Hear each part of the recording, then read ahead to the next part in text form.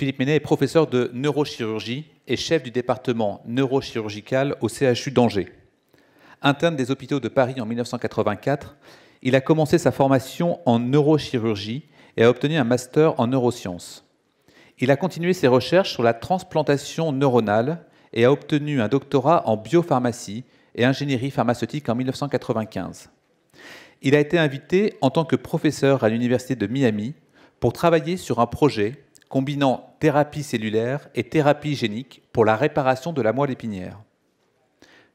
De retour en France, il est nommé professeur au CHU d'Angers et rejoint le service de micro- et nanomédecine de l'INSERM pour travailler sur les thématiques d'administration des médicaments.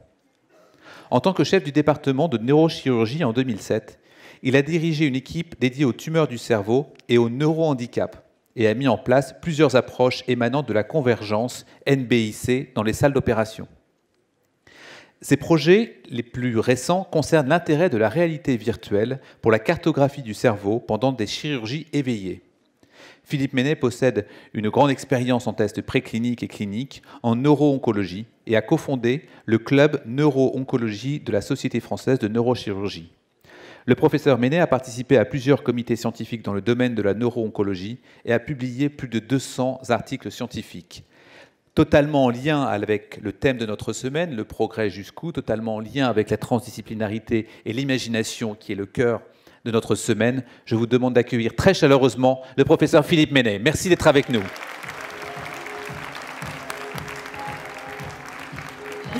Merci. Bonjour à tous. Je suis très heureux d'être là. Il semble que une des raisons de ma venue ici serait de vous ouvrir l'esprit. En tant que neurochirurgien, je vais me contenter dans un premier temps de vous ouvrir le crâne. Et si je le faisais, je pense que je trouverais, enfin j'espère pour vous, je trouverais un cerveau. Un cerveau constitué de deux hémisphères, un droit, un gauche. Vous savez sans doute que chez la majorité d'entre vous, qui sont droitiers, le langage est localisé dans cet hémisphère gauche. C'est pour cela qu'on l'appelle l'hémisphère dominant. L'hémisphère droit, lui, en contrepartie, a hérité du qualificatif de hémisphère mineur. Alors cette localisation du langage dans l'hémisphère gauche, nous la devons à un médecin français du XIXe siècle, Paul Broca, qui a eu l'occasion de pouvoir autopsier un patient qui était depuis très longtemps interné à l'hôpital de Bicêtre pour une certaine indigence et surtout des troubles de parole.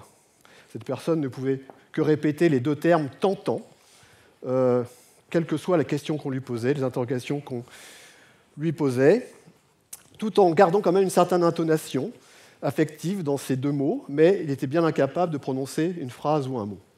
Et donc cela avait bien intrigué Paul Broca, surtout à une période où il existait un très très grand débat sur l'existence ou non dans le cerveau de centres dédiés à des fonctions. Et cette autopsie a permis à Paul Broca de découvrir dans l'hémisphère gauche de ce pauvre patient un trou qui était localisé dans la partie du cerveau qu'on appelle le lobe frontal, au pied de la troisième circonvolution du lobe frontal, et Paul Broca en a déduit que c'était le centre du langage. En fait, les choses se sont enrichies en peu de temps, dans ce XIXe siècle, avec un deuxième médecin, cette fois-ci allemand, Wernicke, qui lui aussi a découvert un deuxième centre du langage, qui est devenu l'aire de Wernicke, au même titre que la première était appelée et connue des étudiants sous le nom de l'aire de Broca.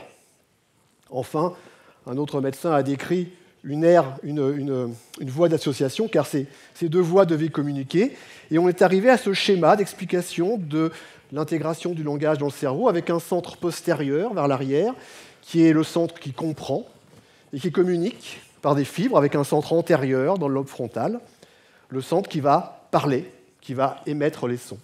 Et tout ça dans l'hémisphère gauche, bien sûr.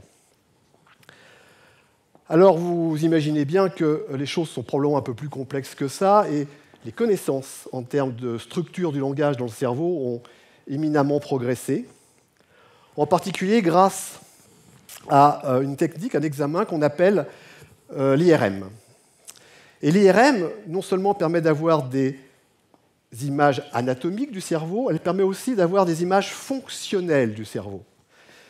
Et là, vous voyez en fait des images qu'on appelle des IRM fonctionnelles et des tractographies. L'image du haut est une IRM d'un patient à qui on va demander de parler. Et on va voir apparaître des tâches qui sont en fait les parties du cortex qui vont se mettre à s'activer alors que le patient est en train de faire cette tâche de lecture, de vocalisation. Et donc on peut en déduire les zones du cortex dans l'hémisphère gauche de ce patient qui sont activées par la fonction langage. Et on retrouve finalement assez bien ce que Paul Broca avait décrit et Wernicke, avec un centre plutôt antérieur et un centre postérieur. Une deuxième technique qu'on appelle l'IRM par tractographie permet, par des artefacts de traitement de signal, de visualiser les fibres, les connexions entre différentes aires corticales. Et donc vous pouvez voir ici les différents faisceaux, chacun d'une couleur artificielle, bien sûr, ce n'est pas comme ça en réalité, qui font communiquer ces centres antérieurs et ces centres postérieurs. Et vous voyez déjà que c'est un petit peu plus complexe que le simple schéma que nous avions vu au début. Et on commence à identifier des voies différentes, des voies dorsales qui seraient plus phonologiques, des voies ventrales plus sémantiques. La différence par rapport au schéma de Broca, c'est qu'on sait maintenant que cette cartographie, cette représentation des zones corticales, est très différente. Et donc, si on faisait une IRM fonctionnelle à chacun d'entre vous, très probablement, nous aurions une carte différente. Ce qui fait quand même toute la difficulté pour les neurochirurgiens. Alors, pendant très très très longtemps, les tumeurs ou les lésions qu'il fallait opérer, qui pouvaient être des zones épileptogènes, des tumeurs, des malformations vasculaires, toutes ces lésions qui étaient dans l'hémisphère gauche étaient considérées comme inopérables ou très difficiles à opérer, puisque les neurochirurgiens avaient peur de léser ces centres du langage et d'entraîner des troubles irrécupérables de la parole. Or, maintenant, grâce à ces cartes, cette cartographie, on peut envisager d'opérer ces patients. Mais pas avec cette IRM. Parce que la carte donnée par cette IRM, finalement, c'est comme une carte de France. C'est comme si vous vouliez rejoindre le hameau dit Plouton-les-Lévêques, situé au fin fond de la Mayenne, avec une carte de France. Ça serait très difficile. Il faudrait une carte d'état-major pour le faire. Et cette carte d'état-major, il y a une seule façon de l'avoir, c'est de faire ce qu'on appelle une cartographie en conditions éveillées. Alors la cartographie en conditions éveillées, c'est une méthodologie qui a été développée il y a plusieurs années par un neurochirurgien canadien, Penfield, qui avait qui avait déduit, suite à de longues observations avant lui, qu'on pouvait stimuler le cerveau chez quelqu'un d'éveillé et entraîner des mouvements ou inhiber certaines fonctions. Alors ça, c'est possible parce qu'il faut savoir que le cerveau est le seul organe chez nous qui est parfaitement insensible. Il est donc très facile, avec une anesthésie locale, des plans superficiels, de la peau, de l'os, de réaliser une intervention en conditions éveillées sans que ça soit particulièrement désagréable chez le patient.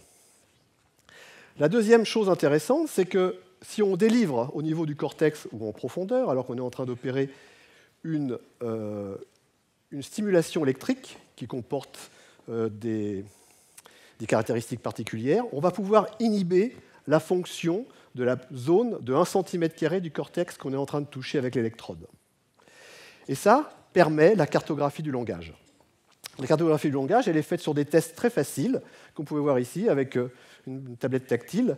On demande au patient de dénommer une image et de lire une petite phrase qui est juste au-dessus de cette image, alors qu'on va toucher une zone du cortex avec l'électrode. Si la zone que l'on touche avec l'électrode n'est pas liée au langage, n'est pas indispensable à la lecture, à la production de mots, à la dénomination des objets, eh bien, il n'y aura aucun trouble. Si cette zone est indispensable, on va entraîner un trouble du langage qui va être soit une suspension de la parole, soit des erreurs dans la dénomination. Et ça nous permet de repérer donc toutes ces petites zones, de mettre des étiquettes et ensuite de faire notre intervention guidée par cette carte d'état-major. Alors, ce qui est intéressant, c'est que les zones qu'on identifie sont des zones de 1 cm², des petits points, et non pas des grosses taches comme on le voyait sur l'IRM. C'est là qu'on voit qu'il est tout à fait possible de faire des incisions passant entre ces points, et donc de pouvoir effectivement réaliser des interventions dans l'hémisphère dominant, alors que les centres de langage sont à proximité. Alors là, nous avons parlé de votre hémisphère gauche, mais quid de l'hémisphère droit? Cet hémisphère dit mineur, qui en fait est passé un peu à la trappe pendant toutes ces années où on s'est beaucoup intéressé au langage, où les neurochirurgiens se sont beaucoup intéressés à la cartographie préopératoire du langage, et cet hémisphère est un peu passé à la trappe, ce qui est un peu dommage, car on savait déjà de façon ancienne, chez des patients victimes d'accidents vasculaires cérébrales, ou chez des patients qui étaient opérés en neurochirurgie, que quand on lésait l'hémisphère droit, il y avait des troubles quand même, des troubles importants. Et on sait très bien que la qualité de la vie des gens qui ont des lésions de l'hémisphère droit est aussi impérée que celles qui ont des lésions de l'hémisphère gauche, c'est-à-dire qu'ils ne peuvent pas parler. Qu'est-ce qui se passe dans cet hémisphère droit qui rendrait la vie si difficile quand elle disparaît? Quelle est cette fonction indispensable qui existe dans l'hémisphère droit?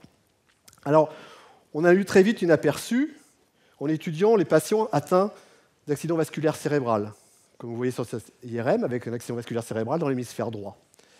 Et ces patients présentent très souvent un symptôme terrible, qui est peu connu du grand public, qu'on appelle la négligence unilatérale. Ces patients-là, une partie totale de l'espace gauche, disparaît de leur conscience. Ils ne voient absolument plus rien. Ce n'est pas qu'ils ne le voient pas, ils n'en ont plus conscience. Ils ne verront pas la partie de la salle qui se passe de ce côté-là. Si j'étais moi-même atteint de cette négligence unilatérale, je ne verrais absolument pas cette partie de la salle. Je n'aurais même pas idée d'aller l'explorer du regard, parce que pour moi, elle n'existe pas. Si on demande à ces patients d'ailleurs de reproduire des dessins, de les copier, vous voyez ce qui arrive, ils ne s'intéressent à recopier qu'une partie du dessin. Ils n'ont absolument pas conscience de l'autre partie du dessin. Il faut savoir que cette négligence de l'espace, elle peut intégrer l'espace lointain, l'espace des objets, mais elle peut intégrer aussi un espace beaucoup plus proche, voire son propre espace personnel. C'est-à-dire que des patients peuvent des fois négliger totalement une partie de leur corps, le côté gauche, et donc vont l'oublier, ne vont pas se raser, ne vont pas se maquiller de ce côté-là, parce qu'il ne leur appartient plus. Et même des fois, ils ont tellement peu conscience de ce corps qu'il va leur paraître étranger. Ils auront l'impression qu'une main de quelqu'un d'autre va s'approcher d'eux quand ils vont essayer de se toucher le visage avec cette main gauche. Et le pire de tout, c'est qu'ils n'ont pas conscience de ce trouble. Ce symptôme s'appelle la nosognosie, c'est-à-dire ce symptôme de perte totale de la conscience dans l'espace n'arrive pas jusqu'à la conscience. Donc vous imaginez comme c'est assez handicapant, cette négligence unilatérale. Et donc on sait maintenant qu'elle est intégrée dans une grande fonction qu'on appelle la cognition visio-spatiale, qui est en fait la fonction cérébrale qui vous permet d'explorer l'espace, d'avoir une stratégie pour explorer l'espace, qui vous donne conscience de vous, de votre vous-même par rapport à cet espace, et qui vous donne une certaine... un éveil par rapport à cet espace et à l'environnement extérieur. Donc cette cognition visio-spatiale, elle est particulièrement importante et on comprend très bien que les patients qui la perdent ont une qualité de vie très diminuée. Alors, on commence à un peu près connaître maintenant comment cette cognition visio-spatiale est organisée, et on a la surprise de voir qu'en fait, c'est la même chose en miroir que l'organisation du langage. Vous avez un centre antérieur, un centre postérieur, et tout ça communique avec des voies d'association. C'est comme si finalement les zones disponibles pour faire certaines choses dans le cerveau avaient été dédiées à gauche pour le langage et à droite pour quelque chose d'aussi important qui est la cognition sociale, et une autre fonction, vous allez voir tout de suite. Quoi qu'il en soit, pour explorer cette cognition visio-spatiale et pour savoir si en gros les patients ont des symptômes, il existe des tests très simples qu'on appelle les tests papier-crayon. Le barrage de ligne, en haut, on demande aux patients de mettre un trait au milieu de la ligne. Et forcément, pour eux, une moitié de la ligne a disparu de leur conscience. Donc ils vont marquer un trait qui ne sera pas au milieu de la ligne. Le test de bisection de ligne. Un autre test très facile qu'on appelle cancellation test, qui est un peu dérivé de chercher Charlie. On demande aux patients d'aller cocher par exemple toutes les petites étoiles, et vous allez voir qu'il va les cocher uniquement que d'un côté, car en fait l'autre partie de la page, il n'en a pas conscience. Et donc ceci permet de dépister une négligence unilatérale. Mais vous voyez bien que quelles que soient les techniques qu'on utilise, que ce soit finalement en haut, vous voyez la bonne vieille feuille de papier, ça c'est l'évolution de notre méthodologie en chirurgie éveillée. Après, soit l'ordinateur portable de 2 kg, qui fatiguait beaucoup les bras de notre pauvre neuropsychologue, et puis maintenant la tablette tactile, quels que soient les progrès techniques, ce sont toujours des tests papier-crayon qu'on présente à ces patients.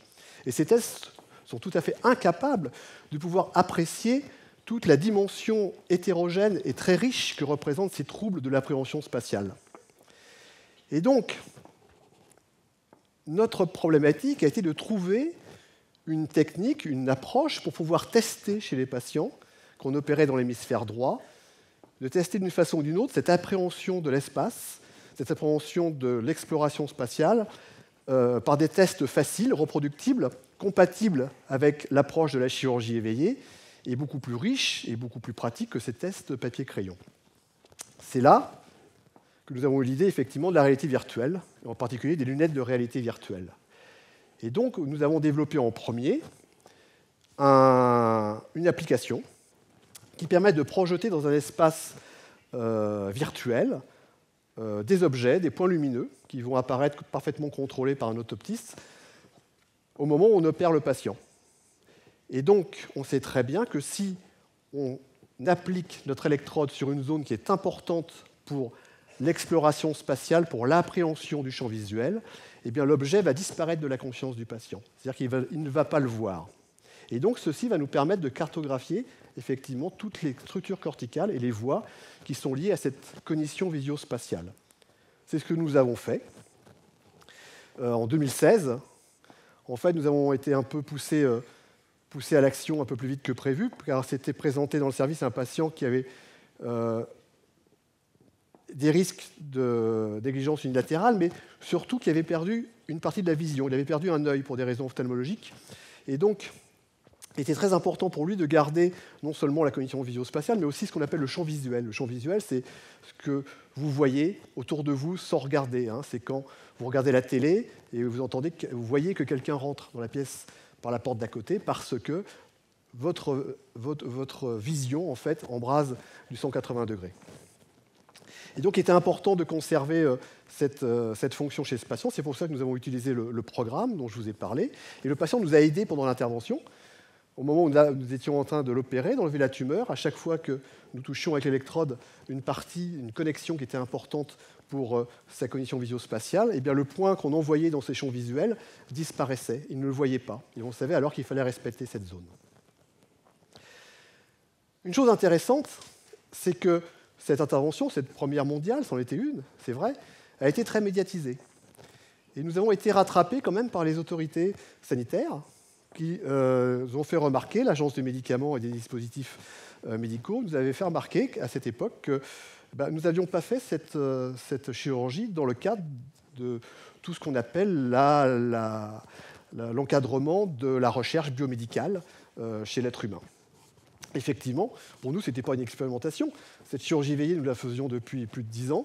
Nous avions commencé avec des feuilles de papier, nous étions passés à l'ordinateur portable, maintenant on était à la tablette. Il nous a paru tout à fait logique de passer à la lunette de réalité virtuelle qu'on pouvait acheter dans toutes les grandes surfaces, que vous pouvez acheter dans toutes les grandes surfaces en face de chez vous. Mais c'est là qu'on a touché du doigt que la réalité virtuelle était chargée de fantasmes. Et qu'effectivement, c'était très différent des lunettes de réalité virtuelle par rapport à des tablettes. Et ça, nous avons eu confirmation avec tout le processus de montage du dossier pour cette recherche biomédicale, car il a fallu passer devant des comités d'éthique. Et c'est vrai que nous avons été très, très surpris des questions, des doutes, des peurs des comités d'éthique face à l'utilisation de ces lunettes de réalité virtuelle dans un bloc opératoire. Bref, le dossier est passé, nous sommes maintenant en parfait accord avec la législation et nous continuons nos recherches. Et nous nous intéressons maintenant à un autre aspect de l'hémisphère droit. Je vous ai parlé de la cognition visio-spatiale. Il faut savoir qu'il y a une autre fonction extrêmement importante dans cet hémisphère droit qu'on appelle la cognition sociale. Alors ce terme, en fait, regroupe plusieurs points. Le premier, c'est le langage non verbal. Le langage non verbal, c'est quand vous communiquez sans les mots. Il faut savoir que le langage non verbal représente à peu près 80% de votre communication.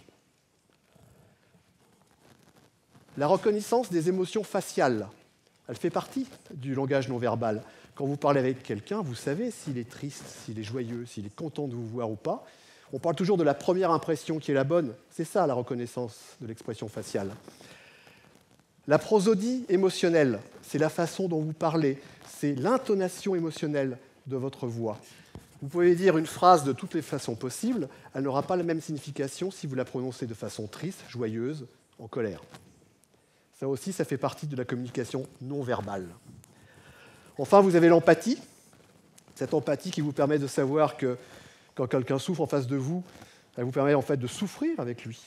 Et un autre aspect plus riche, plus difficile à définir, qu'on appelle la théorie de l'esprit, qui est « je souffre avec lui, mais je comprends pourquoi il souffre, je sais pourquoi il souffre ». Et vous voyez, tous ces aspects qui sont assez proches l'un de l'autre sont des aspects essentiels dans la communication sociale et dans, bien sûr, vos rapports avec l'autre journalier. Et vous imaginez bien que là aussi, quand ces fonctions sont atteintes, votre qualité de vie est bien sûr un peu plus difficile et un peu impérée. Alors, cette cognition visio-spatiale, elle est à côté de la cognition sociale. Vous vous dites, c'est bizarre quand même que la nature ait mis dans le même hémisphère, côte à côte, probablement en prenant les mêmes circuits, tout ce qui est appréhension de l'espace, technique d'exploration de l'espace, direction du regard, et dans le même paquet, tout ce qui est effectivement langage non verbal, communication avec l'autre, ressenti avec l'autre. En fait, ce n'est pas du tout étonnant. Tout ça est très lié. La distance que vous avez entre un interlocuteur et vous est le premier signal de langage non verbal que vous allez donner. Il faut savoir aussi que quand vous regardez quelqu'un, quand vous rencontrez quelqu'un pour la première fois, vous allez explorer son regard d'une façon très particulière. Et on le sait maintenant grâce à des techniques qu'on appelle l'eye tracking, qui permettent de suivre exactement le trajet que va suivre votre regard en examinant la figure de quelqu'un.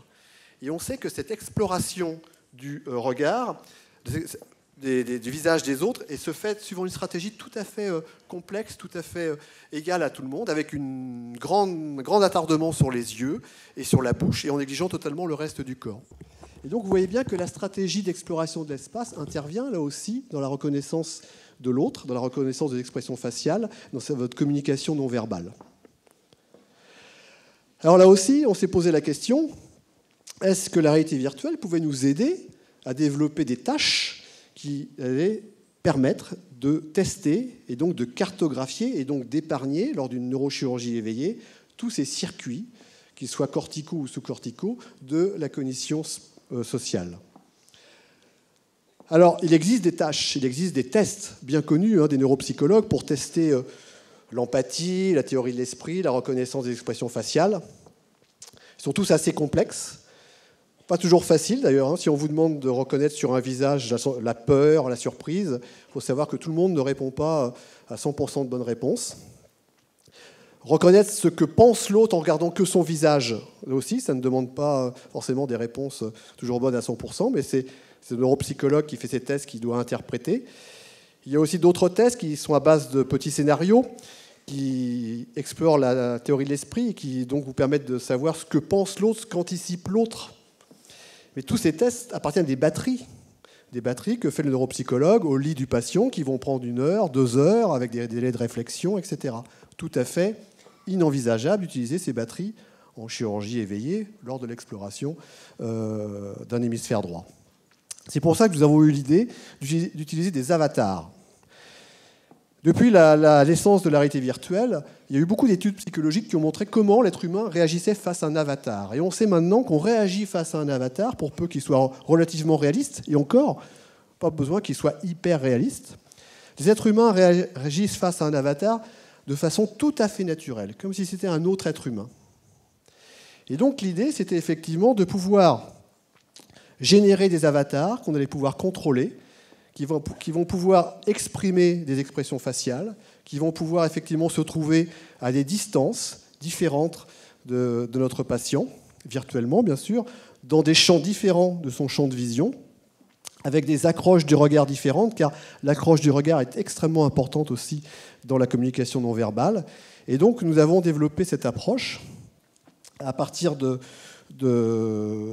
d'applications qui sont assez connues, de réseaux sociaux avec des réunions virtuelles qui permettent de mettre notre patient, alors qu'il est allongé sur une table d'opération, le crâne ouvert, dans une réunion virtuelle avec plusieurs personnes avec lesquelles il va pouvoir interférer, des avatars qui sont pilotés en fait par des neuropsychologues qui se retrouvent à l'étage du dessous du bloc opératoire. Et donc, toute la problématique maintenant est effectivement à partir de ces instruments de désigner des tests, des réactions, des productions d'émotions qui permettent de générer des réponses on-off et donc de savoir très vite si on inhibe ou pas cette réponse, de savoir si on est dans une zone importante ou pas. Alors vous voyez bien que tout cet aspect de l'hémisphère droit, de la cognition spatiale, de la communication non verbale, de l'empathie, de la théorie de l'esprit, tout ça est particulièrement intéressant. On commence à avoir une carte et on contribue à l'établissement de cette carte de ces fonctions. Mais vous vous dites que si on arrive à inhiber ces fonctions lors d'une intervention chirurgicale avec des électrodes, on devrait quelque part pouvoir la stimuler aussi. Et effectivement, c'est possible. Il faut savoir qu'en neurochirurgie, il existe un certain nombre d'interventions pour lesquelles on implante des électrodes dans le cerveau pour stimuler ou inhiber certaines zones cérébrales. Il faut savoir aussi que récemment se sont développées des techniques dites non invasives, c'est-à-dire ne nécessitant pas d'intervention chirurgicale, qui permettent de stimuler électriquement le cerveau, que ce soit la stimulation magnétique transcrânienne à l'aide de champs magnétiques puissants, que ce soit la stimulation électrique directe avec des électrodes à très faible intensité, des électrodes qui délivrent des courants à très faible intensité. Alors d'ailleurs, cette dernière approche, la stimulation électrique transcrânienne, est très discutée. On ne sait pas trop comment elle marche parce qu'effectivement, ce sont des courants très très faibles. Il est possible qu'elle fonctionne en synchronisant certains circuits cérébraux. Quoi qu'il en soit, on voit tout de suite que si on a la possibilité de stimuler tous ces réseaux, eh bien, cela nous donnerait la possibilité d'envisager des traitements pour des pathologies comme l'autisme, chez lesquels les troubles de la cognition sociale, les troubles de reconnaissance de l'expression des visages, les troubles de l'empathie, de la théorie de l'esprit sont bien connus. Et on pourrait effectivement imaginer que certaines interventions permettraient, par des stimulations invasives ou non, de réduire un certain nombre des symptômes de l'autisme ou des maladies apparentées à l'autisme. Mais ça pourrait aussi impacter d'autres personnes, en particulier vous. Vous avez peut-être déjà soumis à ce genre de publicité. Il existe actuellement beaucoup de business autour de l'hémisphère droit. Il existe des livres, il existe des séminaires, il existe des compagnies qui se sont fondées sur des méthodologies, des approches permettant d'ouvrir votre hémisphère droit et donc de potentialiser vos habiletés professionnelles pour le marketing, par exemple. Car de toute cette opposition entre l'hémisphère gauche qui parle et l'hémisphère droit qui appréhende l'espace et qui communique de façon non verbale, a découlé une vision un peu simpliste, mais peut-être pas tout à fait fausse, d'un hémisphère gauche rationnel et d'un hémisphère droit très créatif, ouvert à l'extérieur, ouvert au monde. Et donc, vous allez voir peut-être un jour des séminaires vous proposant de stimuler, d'ouvrir votre hémisphère droit pour être de meilleurs vendeurs, de meilleurs businessmen, de meilleurs publicitaires. Quand vous savez qu'en même temps, certaines start-up californiennes sont en train de développer des systèmes de stimulation électrique transcrânienne grand public, on peut imaginer peut-être que dans le prochain futur, ça sera vous, portant des casques, stimulant votre hémisphère droit pour être de meilleurs professionnels. Je ne sais pas s'il faut voir ça comme un rêve ou un cauchemar. En tout cas, mon take-home message, ça serait « Ne vous laissez pas pirater le cerveau ». Merci.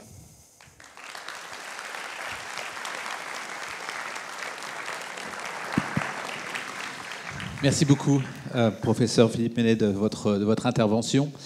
Nous allons prendre quelques questions de la salle. On a déjà une question, on a une question là-bas. Est-ce que vous pourriez rester derrière le pupitre? Pour répondre aux questions, on va décider.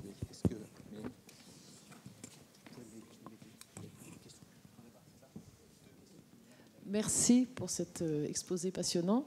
Petite question très pratico-pratique. Là, vous avez donné la description du cerveau concernant un droitier. Est-ce que c'est exactement l'inverse concernant un gaucher?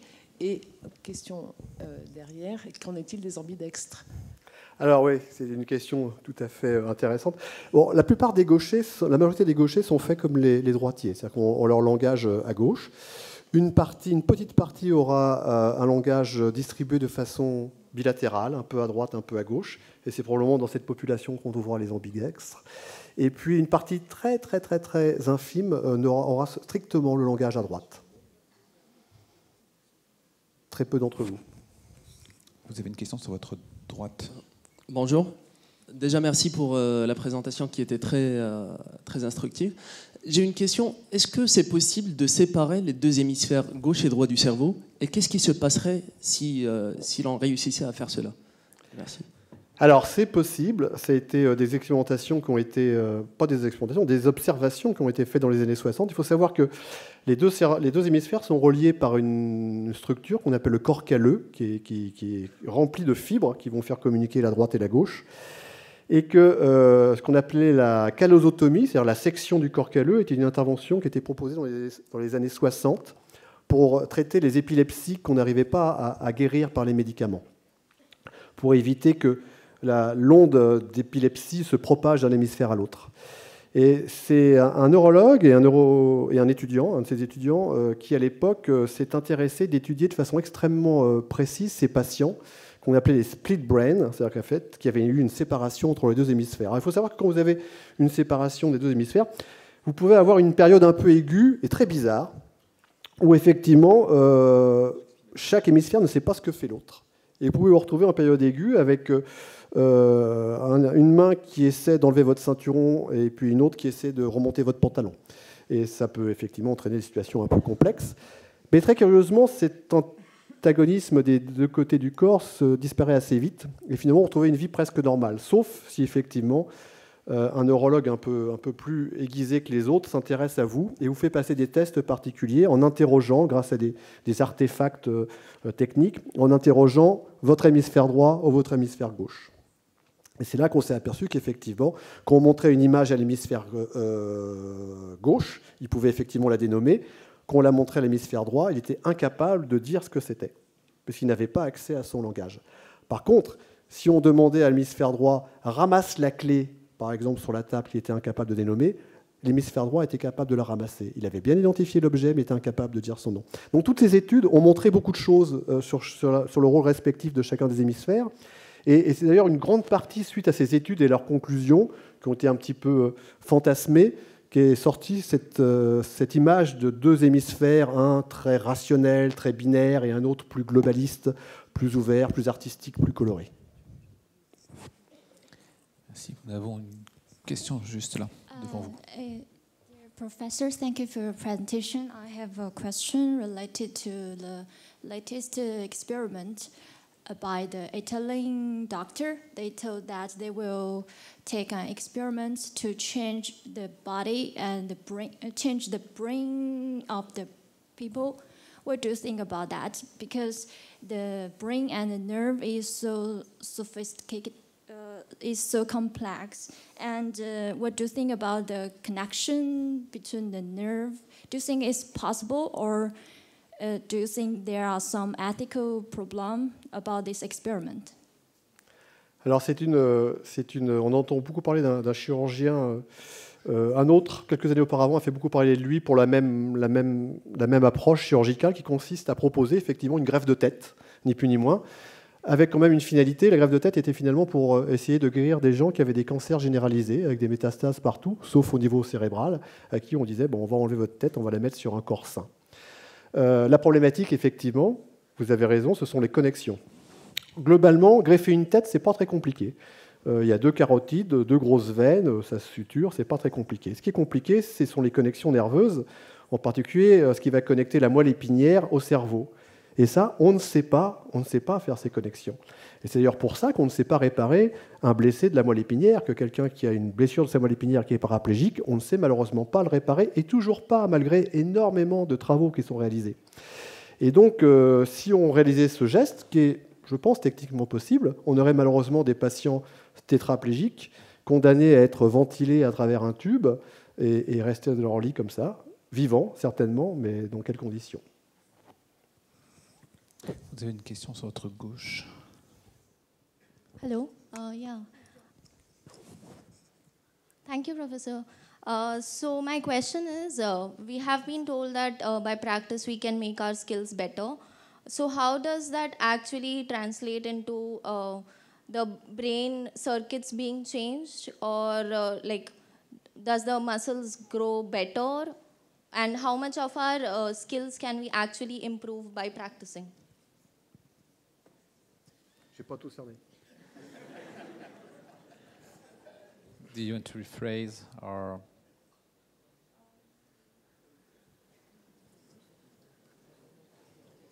Quelles sont les différentes stimulations du cerveau que l'on peut voir et les différents muscles possibles du cerveau que l'on pourrait activer et pouvoir les améliorer? D'accord. Alors oui, les différentes fonctions, on peut absolument. À partir du moment où vous avez déterminé les circuits, tout en sachant qu'il faut être très réaliste, hein, les circuits que je vous présente en termes de schéma, sont souvent simplifiés.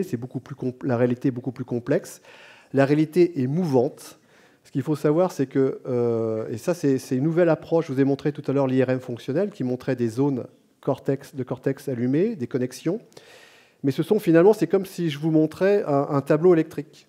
Vous savez, ces tableaux électriques qu'on voit ouverts par les gens des PTT de temps en temps, avec des millions de fils bleus, jaunes, rouges, etc. Vous voyez des connexions, mais ça ne vous dit pas comment ça fonctionne. Or, le courant ne passe pas de façon systématique et dans le même sens dans tous ces fils. Et en fonction où va passer le courant, dans quelle direction et par quel circuit il va prendre, les résultats doivent être complètement différents. C'est la même chose dans le cerveau. Et maintenant, on sait, grâce à une autre approche de l'IRM, on peut mettre en évidence quels réseaux neuronaux sont synchronisés lors d'une période donnée ou lors d'une tâche donnée.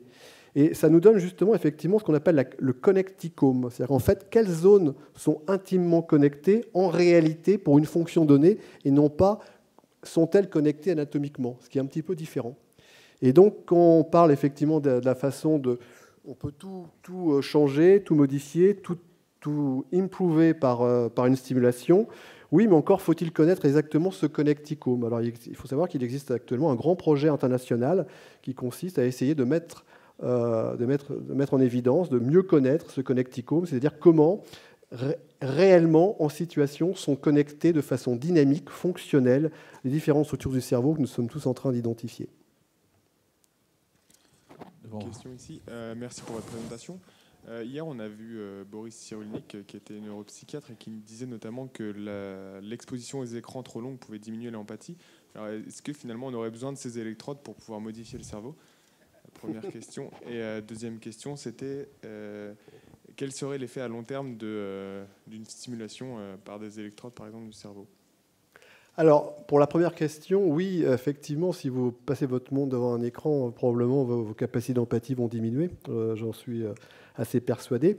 De l'autre côté, si on arrive à vous faire rentrer dans un écran très immersif par la réalité virtuelle, vous allez vous retrouver à interagir de façon de plus en plus réaliste avec vos interlocuteurs, non pas par des textos, des SMS ou des WhatsApp, mais avec des avatars qui vont parler. Comme je vous l'ai dit tout à l'heure, on sait qu'on réagit de façon tout à fait normale et adaptée avec des avatars. Et donc là, on arrive dans le monde de Matrix. Globalement, vous allez vous retrouver dans un monde virtuel, artificiel, mais vous n'aurez pas perdu votre empathie. Elle sera dirigée vers des êtres virtuels, artificiels, pilotés par des êtres réels, mais vous retrouverez peut-être votre empathie grâce à la réalité virtuelle, qui sera différente de l'écran de votre iPhone. Quant à la stimulation profonde ou superficielle prolongée, on sait on connaît son devenir à long terme, puisqu'il y a des patients qui sont implantés. La plus grande indication de la stimulation électrique prolongée, c'est la maladie de Parkinson. On arrive à effectivement améliorer les patients atteints de maladie de Parkinson en implantant des électrodes dans les parties profondes de leur cerveau, et ils restent implantés plusieurs années. Et donc, on connaît assez bien le retentissement à long terme. On sait que chez ces patients-là, on peut avoir des effets secondaires qui sont liés non pas à l'implantation, à l'électrode, mais qui sont liés au fait qu'on va effectivement parasiter un certain nombre de circuits. Certes, on va inhiber les tremblements anormaux qu'ils ont, mais en inhibant la zone responsable de ces tremblements, on va parasiter d'autres circuits et on va se retrouver avec d'autres effets secondaires, avec en particulier des troubles neuropsychiques un peu plus perturbants, qui ne sont pas facilement dépistés, mais qu'on connaît à long terme. Donc voilà, c'est toujours la difficulté. On est dans l'intimement croisé, les circuits sont tout petits, et en stimulant, en inhibant une fonction, on peut très vite interférer sur une autre. Mais c'est là que les progrès technologiques, la nanotechnologie, en particulier avec des électrodes très très très fines, très spatialement définies, va permettre peut-être de résoudre ce problème à terme. Oui, bonjour. Merci pour votre présentation. Moi, j'ai juste une petite question. Vous avez parlé des startups en Californie qui avaient inventé des casques. Est-ce qu'il y a des partenariats qui seraient envisagés avec des labos pharma, par exemple, ou des centres hospitaliers pour justement permettre de rendre ces traitements ambulatoires pour les patients qui sont atteints d'autisme, par exemple, et favoriser la prise en charge? Alors, il faut bien discerner deux choses. Il y a les stimulations magnétiques transcrâniennes dont je vous ai parlé, qui est une réalité dont on connaît la réalité physique. Pour ce qui est des stimulations électriques, avec en particulier les casques qui sont grand public actuellement en train de développer, les effets sont un peu moins démontrés. On leur attribue beaucoup de propriétés, en tout cas à cette stimulation électrique, comme la régulation du sommeil, la stimulation intellectuelle, la rapidité, etc. Là, on est dans le domaine qui est beaucoup moins intéressant pour les thérapeutes comme moi. Autant la stimulation magnétique transcrânienne est intéressante dans les troubles comme l'autisme, et elle est évaluée dans le cadre d'essais cliniques, autant la stimulation électrique transcrânienne avec des dispositifs grand public, elle n'est pas très utilisée. Par contre, quand je vous ai dit ne vous laissez pas pirater, il faut savoir que toutes ces startups sont bien sûr sur les lignes de mire des grandes boîtes, style Google, Facebook et compagnie, et qu'il est clair que, comme la Google Glass, mais là on n'est pas dans la Google Glass, on est dans l'intimité de votre cerveau. Bien sûr, ça intéresse beaucoup ces compagnies parce que vous êtes déjà hacké complètement par rapport à vos choix et à votre vie, à votre circulation grâce à leur programme. Mais si en plus on peut savoir comment vos ondes cérébrales réagissent par rapport aux stimulations extérieures, vous imaginez la valorisation des datas.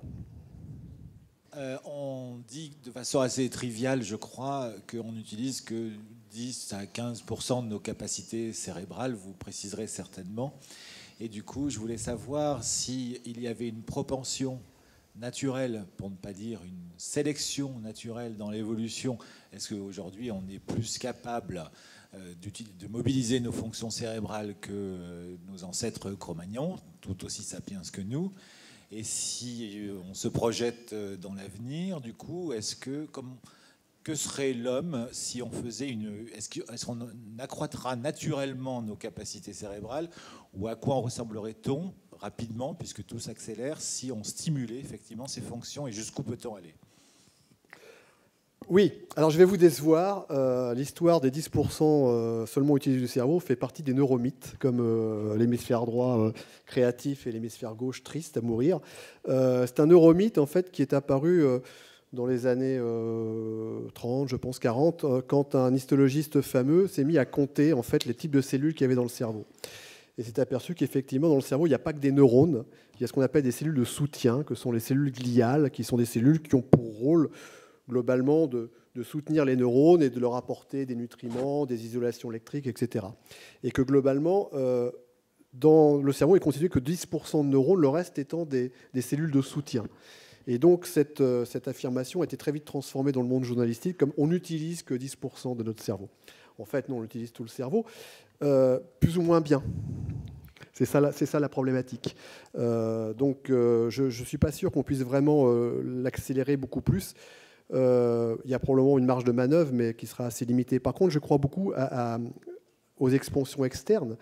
Vous la vivez tous les jours. Enfin, moi, je ne sais pas vous, mais moi, je suis incapable. J'étais déjà pas très bon, mais là, je suis devenu strictement incapable de faire une règle de 3 si je n'ai pas mon smartphone pour la faire à ma place. La date du jour, je ne la connais pas. Je regarde mon smartphone pour la voir. Et je pense que le fait qu'on va pouvoir libérer de la mémoire vive de toutes ces choses qui, finalement, ne sont pas très intéressantes, et dédier ces tâches à notre smartphone va permettre peut-être de libérer de l'espace notre disque dur, notre cerveau, pour faire d'autres tâches. Là, je crois plus à ce genre de choses. Dernière question, juste en face de vous. Bonjour professeur. Ma question va peut-être vous paraître un peu grotesque. Alors c'est peut-être pas la dernière du coup. Est-ce que on commence aujourd'hui à avoir une connaissance assez poussée de l'influence des ondes radio, Wi-Fi sur le cerveau? Et la question sous-jacente, un monde wireless est-il envisageable? Est-il prudent? Et enfin, est-il souhaitable? Ah, c'est plus une question, c'est un débat. C'est loin d'être grotesque. Hein. Alors, les ondes, le côté néfaste des ondes. Je répondrai par deux questions. La première, c'est y a-t-il une preuve tangible qu'on ait augmenté le nombre de cancers cérébraux, en particulier depuis l'avènement des smartphones? Ma réponse est non, pas très clairement. Dans toutes les études épidémiologiques qui ont été menées dans le monde, c'est pas très clair. La deuxième question, c'est si c'était vrai, est-ce que ça serait publié véritablement ou est-ce que la personne qui le mettrait en évidence ne serait pas victime d'un accident très bête en traversant la rue en bas de chez lui? Voilà. Je pense que les enjeux et le mode de société est tel que, effectivement, démontrer, sauf si on avait une évidence criante, qui n'est pas là, que c'était néfaste pour la santé, ça va être très très difficile de montrer que c'est néfaste. On est tous traversés complètement ici par vos téléphones, par le Wi-Fi, par la 4G, et voilà, nous sommes toujours vivants et la mortalité n'est pas transcendantellement augmentée. Peut-être que dans 20 ans, on aura plus effectivement de maladies neurodégénératives. On ne l'a pas vu arriver, hein, et on a globalement quand même un petit peu de recul par rapport à une génération. Hein, donc, la problématique, ça va être effectivement la génération des gamins de 3-4 ans qui sont déjà à leur smartphone ou déjà en contact avec ces ondes. Qu'est-ce que ça va être chez eux? Il y a encore un peu d'interrogation, mais en tout cas, il n'y a rien de très criant pour l'instant. Et si ça apparaissait, est-ce qu'on serait capable de l'arrêter? On est toujours incapable de faire interdire les pesticides, dont on a la preuve, par contre, formelle, qu'ils sont mauvais pour notre santé. Et ils sont toujours là. Merci beaucoup de cette intervention. Merci d'avoir été avec nous. On applaudit bien fort, professeur Philippe Menet.